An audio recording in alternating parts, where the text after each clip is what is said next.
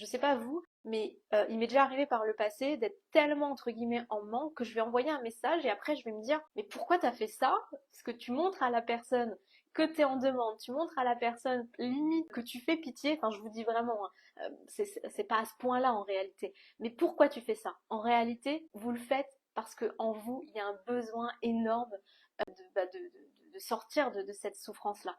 Donc le but, c'est vraiment d'aller chercher à apaiser. Et en fait, d'arriver à vous dire, c'est pas ma partenaire qui va m'apaiser.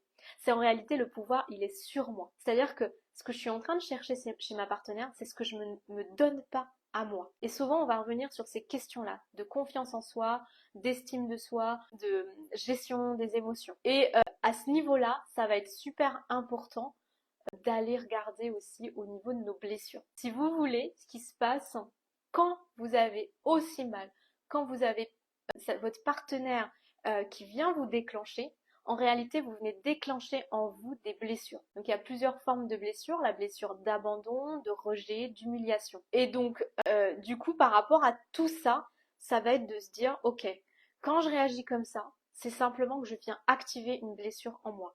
Cette blessure, c'est peut-être la blessure du rejet. C'est que je ne supporte pas d'être rejetée. Je ne supporte pas qu'on me fasse à nouveau mal. Et ça vient de votre enfance ou d'expériences vécues. Et là, il est important en fait d'aller se guérir à l'intérieur et de se faire accompagner vraiment. Parce que si votre partenaire vous touche à ce point-là, c'est qu'en réalité, elle est venue combler un besoin en vous.